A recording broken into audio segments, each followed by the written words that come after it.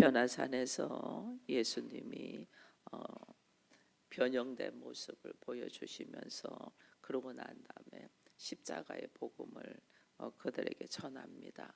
그리스도가 되려면 반드시 십자가를 져야 된다. 이 말씀을 이제 하면서 십자가의 길, 집사님 기도하신 것처럼 세상 사람들이 우리를 공격할 때에 우리는 더 세상 방법은 2배, 3배로 해버리면 세상 사람들이 손을 못 들어요. 하지를 못하고 손 들어버려요. 근데 우리 그리스도인은 당해줘요. 그게 우습게 알죠. 그러니까 당해주니까 이게 맥히네 이러면서 더 세게 들어오고, 이게 무지 힘들죠. 무지 힘들어요. 근데 오늘 우리 하나님은 우리에게 십자가의 길을 가르쳐줘요. 이게 왜냐하면 그와의 문제는 상관이 없어요. 뭐냐면 하나님이 나를 만들기 위해서 하시는 거예요. 나를 너무 억울해. 지금 억울하다 이런 이야기들 했는데 너무 억울하죠. 근데 하나님은 그와의 문제가 아니야. 나와 하나님과의 관계를 훈련시키기 위해서 그런 환경들을 허락한단 말이야. 나는 그와의 문제 속에서는 당해주는 사람이 되는 거예요. 그 당해주면서 하나님과 나와의 관계를 생각하는 거죠. 예수님이 철저히 당해줬잖아요. 우리 때문에. 그죠? 우리는 알지도 못하고 당신이 하나님의 아들이냐 그러면서 십자가에 못 박아라 큰 소리 세우고 예수님을 죽여버렸거든요. 예수님 당해줬죠. 왜 당해줬냐? 그래야지 네가 사니까. 그 길을, 하나님의 나라의 길을 열기 위해서 우리 때문에 당해주셨다면 예수님이, 그게 십자가의 길이거든요.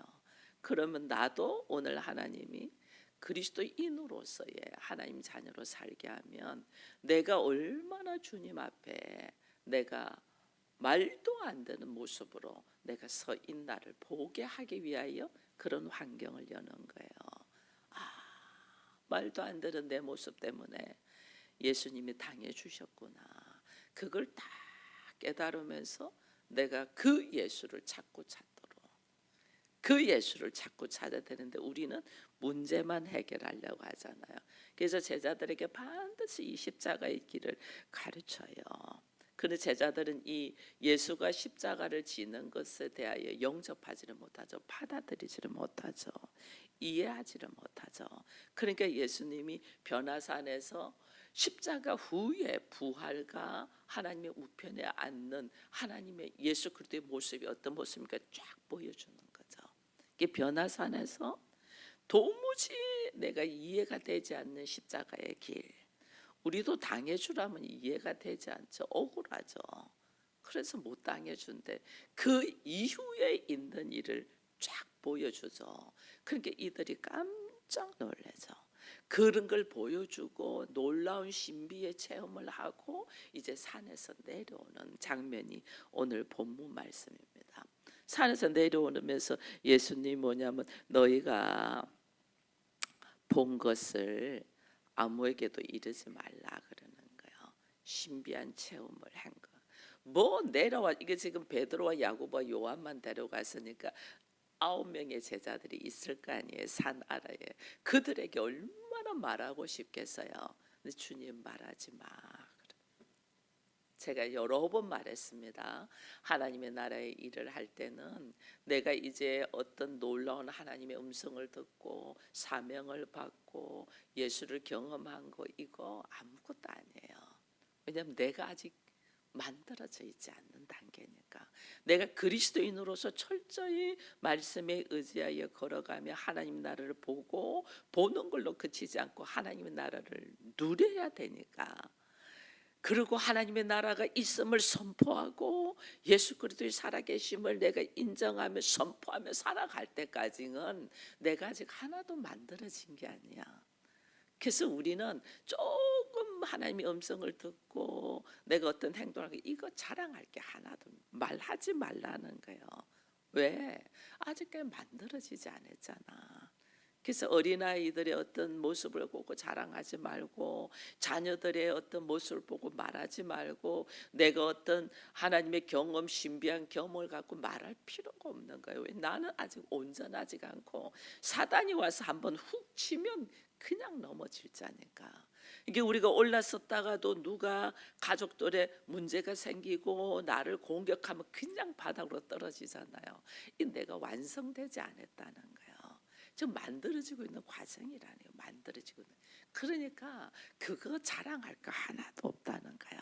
신비의 체험에 묶여 있지 말고 하나님께서 무슨 일을 하는가에 대한 관심을 가지고 걸어가야 되는데, 우리는 이 신비의 경험한 것에 매여 있단 말이에요. 하나님은 그거 말하지 마. 엄청난 경험들, 성경에 있는 하나님의 말씀과 진리를 가지고 걸어가는 사람들이 엄청난 경험들을 해요. 그러나 그거 주의 뜻이 이루어지기까지. 여러분, 사도 바울도 부활하신 예수님을 다메섹 도상에서 만났잖아요. 만났지만 바로 그걸 이야기하고 복음 전가하네요. 3년 동안 고향에 내려가서 훈련 받아요. 아무것도 아닌 사람처럼 됐는데 나중에 바나바를 통하여서 그 예루살렘 성전에다가 이야기를 하고 바나바가 바울을 이끌어내거든요. 그렇게 하거든요. 이게요, 하나님이 얼마나 우리를 훈련시키는지 몰라요. 하나님 보시기에 그리스도인으로서 걸어가는 자가, 예수가 내 안에 있어서 내가 아니고 예수가 나를 통하여 증거되고 나가기까지 하나님을 훈련시킨단 말이에요. 그렇기 때문에 네 본 거 말하지 마, 경고하잖아요. 왜? 예수님이 아직 십자가에 지지 않았어. 인자가 아직 죽지가 않았어. 죽고 부활하고 살아나야만이 되는 거기 때문에 너희들 아직 말하지 마. 이 신비한 체험을 은밀하게 가지고 있습니다. 하나님과의 교제 속에서 나를 만들어가게 하기 위하여 경험되게 하는 거거든요. 근데 우리는 그걸 모르니까 막 떠벌리죠. 내가 이런 은혜를 받았고 이런 일이 있었고 이런 역사가 있었고. 이거 사단이 웃어요. 웃어. 너 내가 한번 치면 넘어갈 걸. 어떤 강풍이 불어도 껐다가 십자가에서 내가 죽을지언정 껐다가지 않을 만큼 믿음이 견고해지기까지는 우리는 말하면 안 돼요. 이 신비한 경험들을, 이 신비한 경험을 통하여 하나님 뭐 하냐면 이거 가지고 네가 말씀 속으로 들어가서 말씀의 뿌리가 너에게 내려지고 열매가 맺기까지는 어떻게 나를 위하여 주시는 거지 다른 사람을 위하여가 아니에요. 내가 완전해야지 내 안에서 예수가 나가서 복음이 능력으로 되는 거예요. 내가 믿음이 없는데, 내가 제자들 한때 귀신 쫓아내고 막 그랬습니다. 근데 나중에 예수님이 산에 올라가셨을 때에 제자들이 귀신 못 쫓아낸, 왜 우리는 안 됩니까? 그랬잖아요. 당신 제자들에게 부탁했는데 못하더라. 그래서 예수님이 고쳐주거든요. 귀신을 쫓아낼 때 제자들이 왜 우리는 안 되냐. 경험했을 뿐이지 그게 내 능력이 아니라니까. 예수가 내 안에 계시지가 않다니까. 예수가 함께 하셔서 경험을 했을 뿐이지 예수가 내 안에 들어와서 나를 통하여 예수께서 역사하시는 일이 아직 안 나타난단 말이에요. 그렇기 때문에 아무것도 아니단 말이에요. 내가 잠시 성령의 은혜를 받고 은사를 받아서 하는 것들이 아무것도 아니에요. 그걸 모르고 우리가 막 하다 보니까 또 문제 오면 넘어지고, 또 무슨 말 들으면 넘어지고, 또 어떤 환경이 나한테 닥쳐오면 넘어지고 막 이렇게 되는 거예요. 그래서 오늘 우리 주님은 이 놀라운 체험들을 네가 떠벌리지 마. 이 놀라운 체험을 왜 하게 하느냐? 네가 십자가를 감당하는 자가 되게 하기 위하여 놀라운 체험을 하는 거예요. 베드로와 야고보와 요한이 나중에 십자가를 지는 것을 감당하게 하기 위하여 하나님이 미리 보여주시는 거예요. 이런 것들을, 이걸 우리가 알아야 되는데 이걸 모르고 가니까 문제가 되는 거예요. 그래서 나중에 베드로도 이 신비한 체험을 언제 이야기하냐? 성령 받고 난 다음에 사도로서의 걸음을 걸을 때 베드로 후서에서 준 거예요. 베드로 후서. 바울도 마찬가지예요. 묵묵히 자기가 가진 하나님의 이 놀라운 경험들을 언제 이야기하냐? 철저하게 자기가 예수를 증거하고 어떤 비난이하고 공격이 와도 이 복음을 내가 내려놓을 수 없고 그들에게 쉽게 이 복음을 증거하기 위해서 이야기를 하지, 이거요 함부로 말하지 않더라는 거예요. 근데 제자들이 이제는 산에 내려오면서 여기 10절에 보니까 이런 말에 그들이 이 말씀을 마음에 두며 서로 문의하되 죽은 자 가운데서 살아나는 것이 무엇일까? 이제 예수님이 십자가를 지는 것은 그동안은 못 받아들였잖아요. 그러지 말라 막. 근데 이제는 예수님이 십자가 짓는 것은 받아들여요. 그래서 이 신비한 경험을 한 것도 그 통해서 이 놀라운 일들이 있겠네 하고 십자가 지는 것은 받아들여. 이제 마음 그것은 받아들여. 근데 사람이 죽었다가 살아나는 것, 이것은 아직 이해가 되지 않는 거예요. 부활이. 왜냐하면 그런 것들이 죽은 사람이 어떻게 살아나? 이해가 되지 않죠. 그 의문은 가지고 있는 거예요. 십자가를 받아들이는 거, 이것도 쉬운 일 아니거든요. 이것도 쉬운 일이 아니니까 예수님이 변화산에서 십자가 후의 모습들을 보여주고 그들이 이제서 그걸 받아는 드리지만은 그들이 십자가를 지고 걸어갈 만큼은 안 돼 있잖아요. 왜냐하면 사람이 죽었다가 살아나는 것이 이해가 지금 안 되니까 믿어지지 않는 거예요. 예수님의 믿어지지 않던 십자가 복음은 이제는 그것은 받아들이기 시작했지만은 죽고 난 다음에 부활한다는 것이 도무지 믿어지지가 않는 거예요.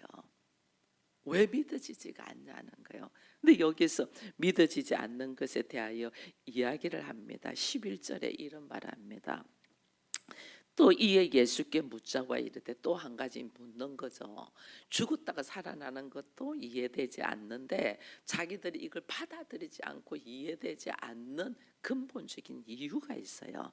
그게 11절에 보니까 서로 문의하되, 11절에 어찌 서기관들이 엘리야가 먼저 와야 하리까 하나이까 이래대요. 엘리야가 먼저 와야 하는가. 이게 이제 우리가 이 말라기서에 한번 가볼게요. 말라기 4장 구약 제일 마지막 말라기서 4장 5절 6절을 같이 한번 읽겠습니다. 말라기서 4장 5절 6절 구약 성경 제일 마지막에 있죠. 말라기 4장 5절 6절 같이 있습니다. 보라, 여호와의 크고 놀라운 날이 이르기 전에 내가 선지자 엘리야를 너에게 보내니니 그가 아버지의 마음을 자녀들에게 돌이키게 하고 자녀들의 마음을 그들의 아버지에게로 돌이키게 하리라.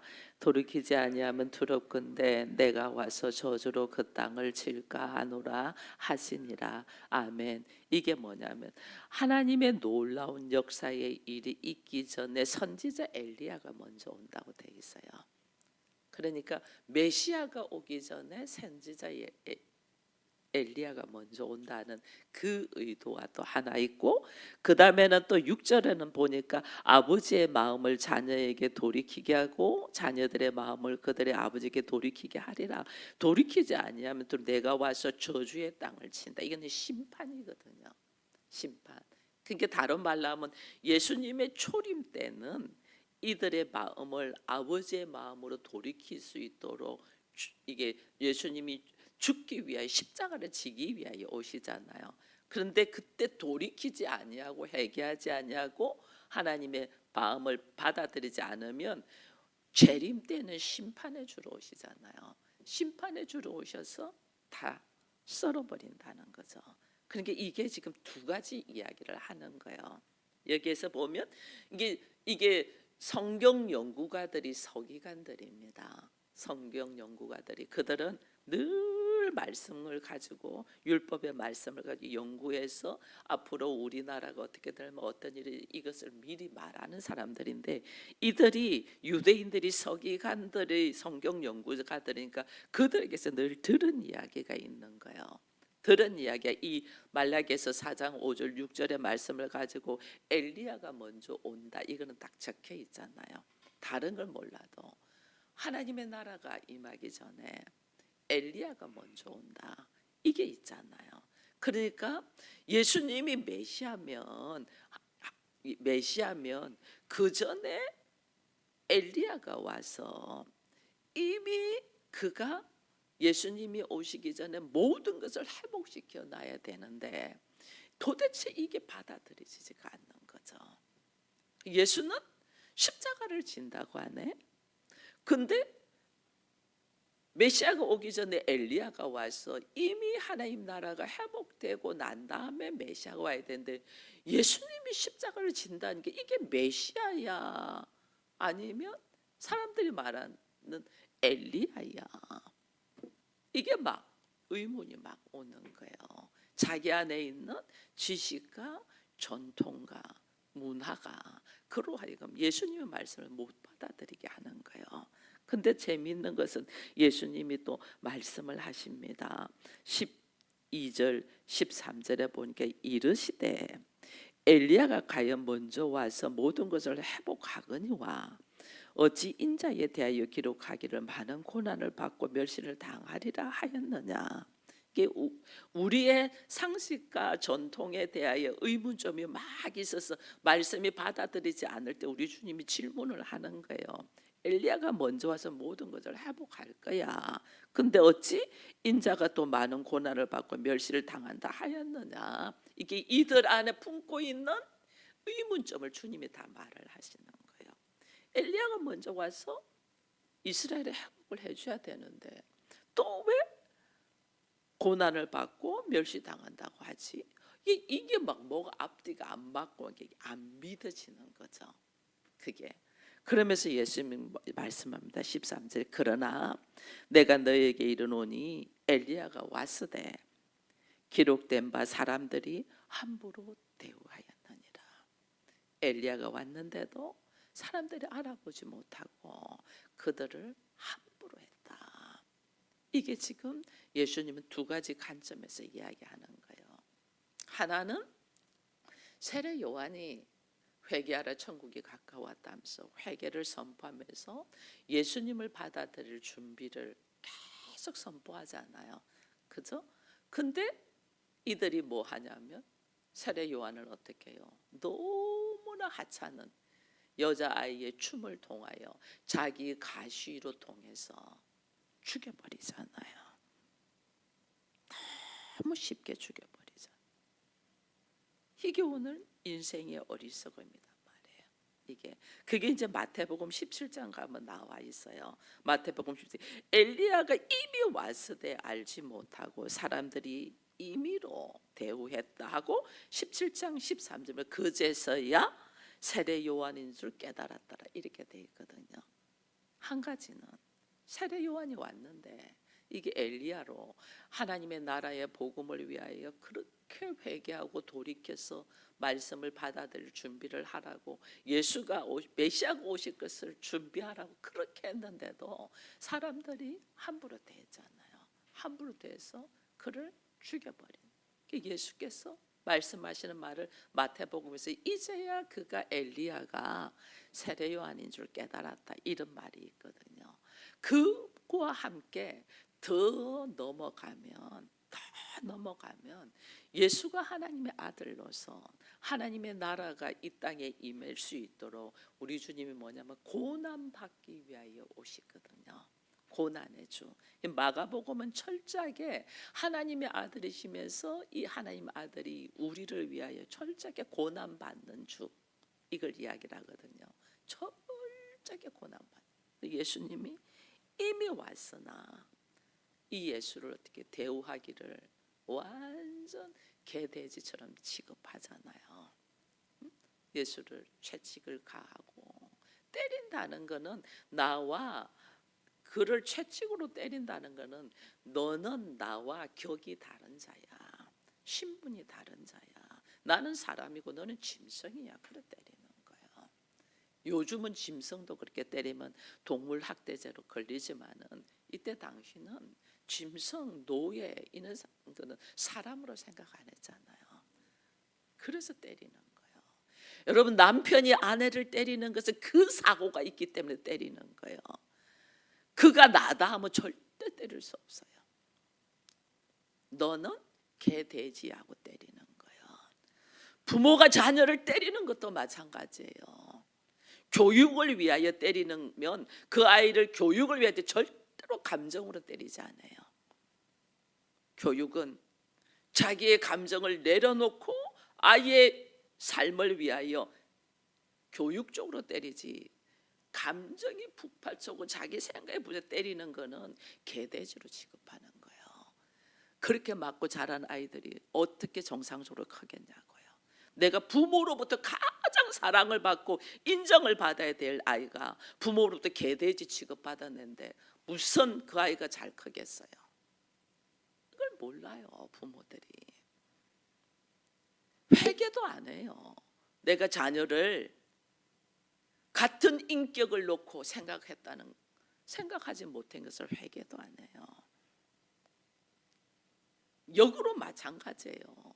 자녀가 부모를 대하는 모습도 마찬가지예요. 특별히 한국 사회는 남자가 여자를 자기 소유물로 안다는 것은 인격을 함께 하지 않는다는 거예요. 인격을 함께 하면 어떻게 내 소유물이 돼요? 나는 창조주고 너는 피조물이니까 소유물이 되지. 그걸 모르는 거예요. 그러니까 여자를 막 자기 소유물인 줄 알고 마음대로 자기 기분대로 안 되면 퍼부어대고 때리고 그러는 거예요. 이걸 모르는 거예요. 예수님이 인간에게, 죄인들에게 괴돼지 취급하면서 채찍으로 맞았잖아요. 가시관을 세우고 머리를 탁탁 쳤잖아요. 이게 엘리야가 이미 왔으되 사람들이 함부로 대우했다. 몰랐다는 거죠. 그러니까 초림의 예수는 완전 십자가를 지기 위하여 우리 주님이 그 모든 고통을 받는 거예요. 이걸 모르니까 인생의 미련한 모습으로 가는 거예요. 그래서 이사야서 53장에 보면 이야기를 하잖아요. 예수님의 초림 때의 그 비참한 모습들을. 그가 찔림은, 그가 상함은 하면서 말하잖아요. 이게 인생이 모른다는 거예요. 우리가 그만큼 어리석어요. 나라는 존재가 누구고 내가 하는 행동이 어떤 행동인가를 모른다는 거예요. 모르니까 이런 행동들이 나가는 거예요. 우리를 통해서. 그래서 주님은, 그러고 주님이 나중에 재림할 때는 어떤 심판주로 오시잖아요. 초림은 우리 주님이 십자가를 지기 위해서 고난의 주로 오시고, 재림 때는 심판주로 오시잖아요. 그게 지금 말라기 4장에서 기록되어 있는 거예요. 그 두 가지 의미로 세례 요한에 대한 이야기와 함께 실질적으로 예수 그때에 처음 오시는 초림과 재림의 모습을 이야기해 주고 있거든요. 이걸 지금 제자들이 십자가도 받아들이지 않은 상태에서 이제는 변화산에서 변형된 예수님의 모습을 보고, 야, 십자가 뒤에 저런 것이 있군 해서 십자가는 받아들이는데 자기들의 생각 안에서 용납되지 않고 이해되지 않는 사건들이 서기관들을 통하여 배우고 알고 자기들의 문화와 전통과 상식이 되어 있는 사건 속에서는 이게 이해가 잘 되지 않는 거예요. 그래서 오늘 우리가 하나님의 말씀이 내 안에서 받아들여지고 이대로 내가 순종하며 걸어가려면 제일 먼저 우리가 십자가를 지어야 된다 했잖아요. 그 십자가를 지는 게 뭐냐면 나의 상식과 전통과 내가 경험했던 지식들을 내려놓는 거예요.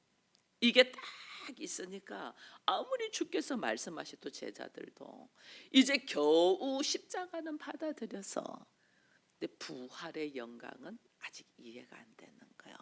그래서 내가 이 부활의 역사가 믿어지고 내가 하나님의 나라를 이 땅에서 누릴 거라는 것을 내가 영접하며 받아들이고 선포하고 살아간다는 것은 전적인 하나님의 은혜입니다. 우리들의 지식으로는 이것이 이해되지가 않아요. 받아들이지가 않아요. 그래서 하나님께로 오는 믿음의 선물을 간구하라는 거예요. 하나님께서 오는 믿음의 선물, 성령의 역사가 아니고는 도무지 우리가 받아들이지 않아요. 십자가를 지노도 교회에 나오신 분들이 저한테 그랬다는 게, 목사님 저는 죽을 것 같아서 교회 와서 좀 살 길을 찾으려고 교회 왔는데 늘 교회에서는 내려놓으라고 죽으라고 하니 이거 도대체 뭐냐, 살려고 교회 왔는데. 그죠? 그거는 뭐냐면 지극히 육적인 생각만 한다는 거예요. 성경은 네가 살고자 하면 죽을 것이고 죽고자 하면 산다 이랬거든요. 이 왜냐하면 내가 육적인 생각에 머물러 있으면 하나님의 말씀이 하나도 이해가 안 돼요. 내가 영적인 사고로 열려야지 그게 무슨 의미인가라는, 육적인 나의 사고는 내려놓고 영적으로 복음을 듣는 자가 돼야 되거든요. 근데 우리의 삶이 이제는 조금 들려. 십자가의 삶이 조금 들려. 이 십자가의 삶이 왜 조금 들리냐면 성경에는 그리스도의 고난에 참여하는 것이 즐겁다 이랬거든요. 내가 그리스도의 고난에, 예수님이 변형되셔서 자신의 그 모습을 보여주시니까 십자가는 좀 이해가 된 베드로와 야고보와 요한처럼 그 뒤에 영광이 있다는 걸 아니까 십자가를 받아들여. 믿음으로 부활의 역사로 예수가 하나님의 우편에 앉아있는 영광을 보니까 좀 받아들여. 그러나 우리들이 자기의 중심적인 사고, 가치관으로 있는 것들을 내려놓지 않으면 도무지 이 말씀이 내 것이 되지 않아요. 우리가 뭘 실험하냐? 자기 중심적인 가치관, 사고를 내려놓는 것이 그렇게 힘들어요. 이게 영적 전쟁이에요. 이거 내려놓는 것이 십자가를 지는 거예요. 자기의. 그래서 하나님이 내가 스스로 이걸 못 내려놓잖아요. 십자가를 못 지으니까 모든 환경을 허락해서 나를 내려놓는, 자기를 부인하고, 내 안에서는 막 그냥 한 대 때리고 싶잖아요. 그죠? 우리가 이야기하다 보면 도저히 엉뚱소리하고 말이 안 통하자 아이 그냥 한 대 패고 싶어하는 마음. 내 마음은 한 대 딱 때렸으면 좋겠어. 정신 차리하고 한 대 딱 때렸으면 좋겠는데 하나님 어떻게 해요? 한 대 때린 게 아니고 허허 하고 웃게 하시잖아요. 이게 자기 안에 있는 자기의 감정과 자기의 생각과 자기의 이 모든 것들을 부인하고 내려놓는 거, 이 훈련시키는 거예요. 이 훈련시키느라고 내 앞에 있는 사람들, 말도 안 되는 사람들을 막 내가 만나는 거예요. 자기 나의 내려놓음, 자기가 부인되어야만이 그 다음에 내가 나에게 허락하신 십자가를 내가 질 수가 있단 말이에요. 그래서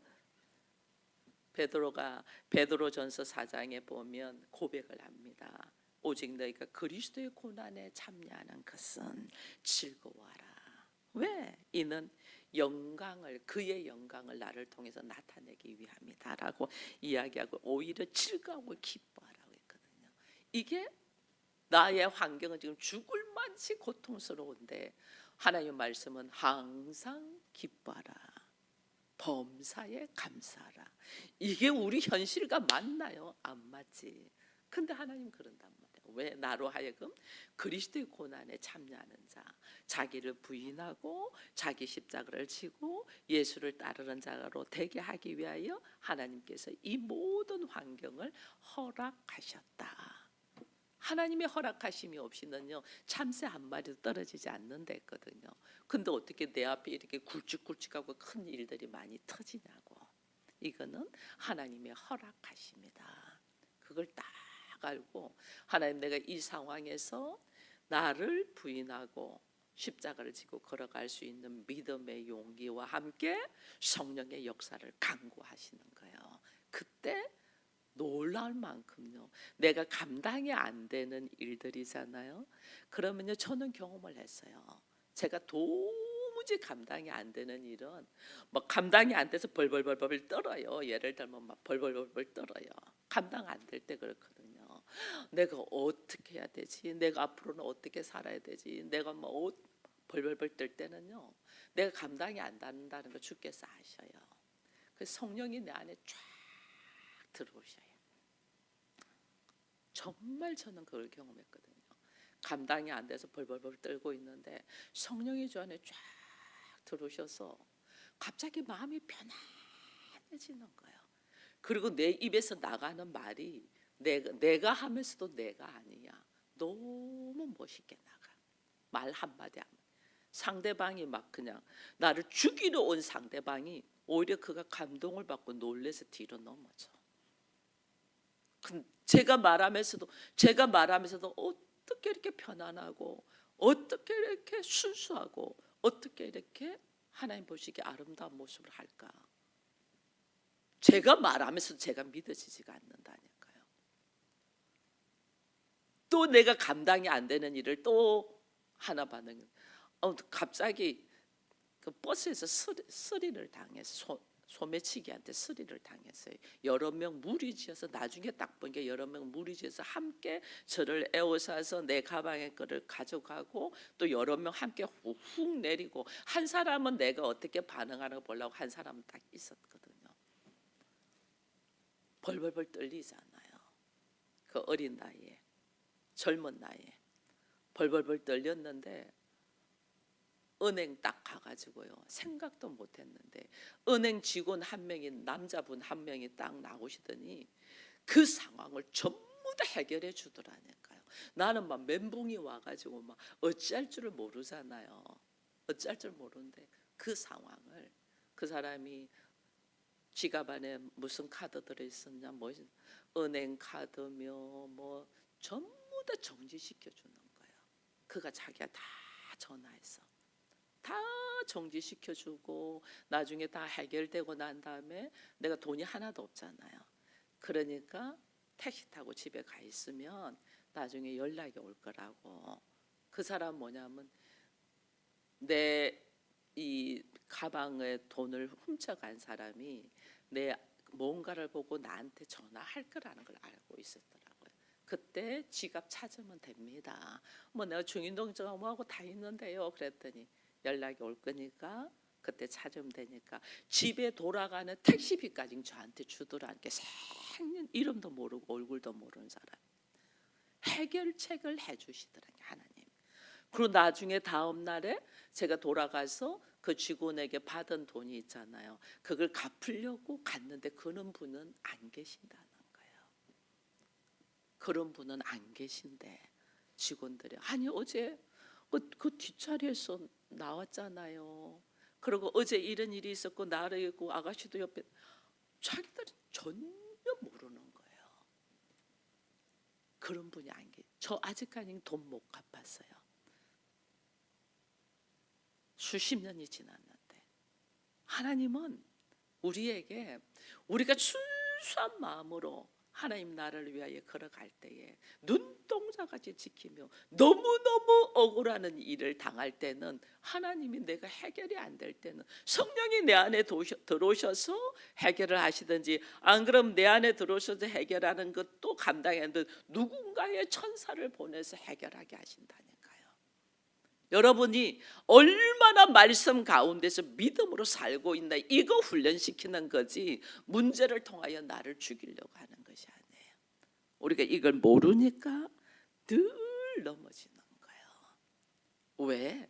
오늘 제자들 안에 제자들이 예수께서 십자가를 지고 다시 살아날 거라는 엄청난 복음의 하늘의 비밀을 말해주는데도 이 십자가를 지는 것이 도무지 이해가 안 됐다면 예수께서 변화산에서 변형된 모습으로 보여주면서 믿게 하시잖아요. 근데도 이들 안에는 어떻게 사람이 죽었다가 다시 살아나지 하게 의문과 함께 그들이 배웠던 엘리야가 먼저 와야 되는데 그러면 어떻게 되는 겁니까? 이 의문점이 왜 있냐? 철저하게 내 안에 입력되어 있는 상식, 지식, 전통 이런 것들이 내 안에 딱 자리 잡고 있으니까 그 너머에 하나님의 나라를 보지를 못하는 거예요. 그 너머에 그 너머에 하나님의 나라를 보려면 내 안에 입력되어 있는 지식과 상식과 전통들이 깨져야 되는데 이게 안 깨졌잖아요, 제자들이. 그러니까 어떻게 하요? 엘리야가 오면 회복된다고 했는데 어떻게 또 고난 받는다고 하고 어떻게 또 산다고 하고 도무지 이해가 되지 않는 거예요. 왜 이해가 되지 않냐? 내가 내려놔야 될 자기의 자아를 내려놓지 못하니까 이해가 안 되는 거예요. 이게 내 안에서 일어나는 이 수많은, 내 현실에서 일어나는 수많은 사건들은 실제로 왜 이런 문제가 생기나 하고 막 우리는 그 사람이 잘못됐고 그런 일들이 잘못됐고 막 이렇게 이야기합니다. 아닙니다. 하나님의 일하심 속에서 뭐하냐? 나의 오름 속에 굳어져 있는 사고를 깨트리기 위한 하나님의 일하심입니다. 그러고 딱 봐보세요. 그러고 내가 주님 앞에 기도해 보세요. 주께서 무엇을 말씀하시는가? 그 주의 음성을 딱 듣고 가면 내가 무슨 말을 해야 되고 어떻게 행동해야 되고 어떤 해결책이 일어나는가가 쫙 열린다니까요. 근데 우리는 나의 내려놓음이 없는 거예요. 그러니까 계속해서 부딪히는, 계속해서 나의 내려놓음. 가정에서도 마찬가지입니다. 부부간에 계속 부딪히면 나의 내려놓음이 없습니다. 제가 한번 그랬잖아요. 아들하고 아버지하고 팍 부딪힌 적이 있어요. 그 옆에서 있는 제가 뭐 했다고 했어요? 무릎을 꿇고 내가 자녀 잘못 키운 나의 잘못입니다. 그 말 한마디가 남편도 화가 나서 폭발하기 직전인 것들이 내려놓게 되고 아들은 반항하며 버티던 마음을 딱 내려놓게 되는 거예요. 우리는 그 역할을 하는 사람이 그리스도인이, 그게 중보자예요. 중보자가 교회 와서 그냥 막 기도만 한다. 중보가 둘 중에 부딪히고 있을 때에 뭐한 내가 십자가를 지는 것이 중보자예요. 그게 제사장이잖아요. 제사장은 뭐예요? 다른 사람의 죄를 내가 통하여 짊어지고 사함을 받을 수 있도록 중보하는 자가 제사장이잖아요. 그 문제 속에서 부딪히고 있는 문제 속에서 내가 십자가를 지고 무릎을 꿇는 거예요. 이게 중보자이고 이게 제사장이에요. 너희를 왕같은 제사장으로 하나님이 택하지 않았느냐. 뭐가 왕같은, 왕같이 대접받는 게 아니에요. 왕은 예수잖아요. 예수와 같은 제사장. 예수는 우리의 대제사장으로서 어떻게 하셨어요? 우리를 위하여 피를 흘리셨죠. 십자가를 지셨죠. 이게 왕 같은 제사장이에요. 그 생명을 살리기 위하여 내가 짊어지고 갈 때 그 사람들이 뭐예요? 나를 바라보는 것이 다르고 나의 말 한마디가 달라진단 말이에요. 이게 오늘 그리스도인인데 우리는 그리스도인의 삶이 뭔 줄을 모르는 거죠. 왕 같은 제사장이 왕 위에 군림하는 자가 아니고 그들을 위하여 죽어주는 자, 죄인을 위하여 죽어주신 예수님처럼 그들을 위하여 죽어주는 자가 왕 같은 제사장인데, 제자들의 머릿속에는 예수님 메시아가 오면 내가 한 자리 할 거라는 이 생각으로 딱 있으니까 도무지 고난 받는 것도, 인간이 죽었다가 살아나는 것도 받아들이지가 않는 거죠. 오늘 하나님 뭐라고 해요?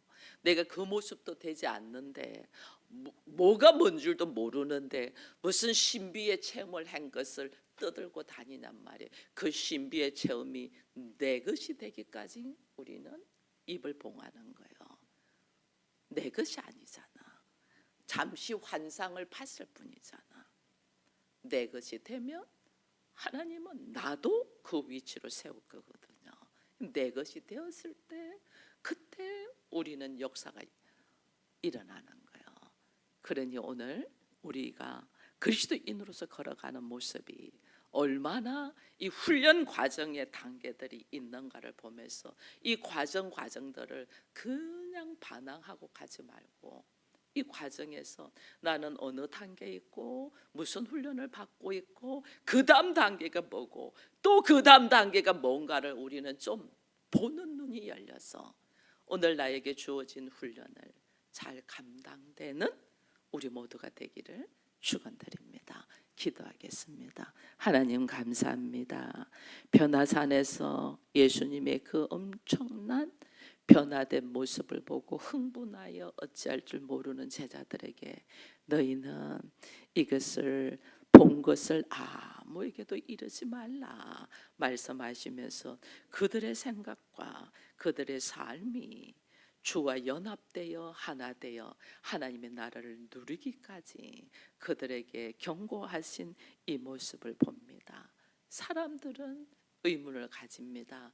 내가 알고 있는 상식과 지식과 전통으로 어찌하여 엘리야가 와서 이 나라를 회복하고 할 텐데 왜 인자가 또 고난을 받는다고 합니까? 도무지 앞뒤가 맞지 않지 않습니까? 라는 이 질문 속에 우리 주님 말씀하십니다. 그 엘리야가 이미 왔으되 사람들이 함부로 대우하였다. 지금 내 안에 예수가 이미 오셨는데도 그 예수를 내가 잃어버리고 망각하고 말씀대로가 아니고 자기 기분대로 살고 예수를 내가 함부로 대우하고 있는 내 모습을 보게 하시는데 우리는 이 내 모습은 보지 못하고 늘 환경 탓만 합니다.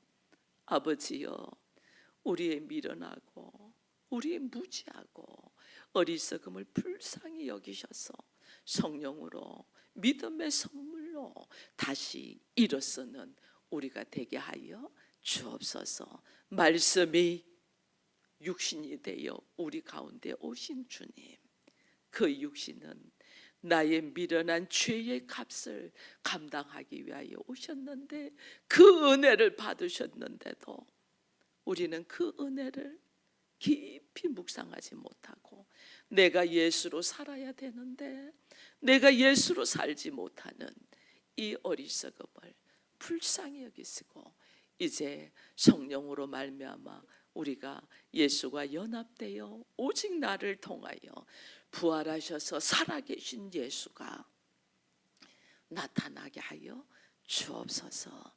예수님의 이름으로 기도드리옵나이다.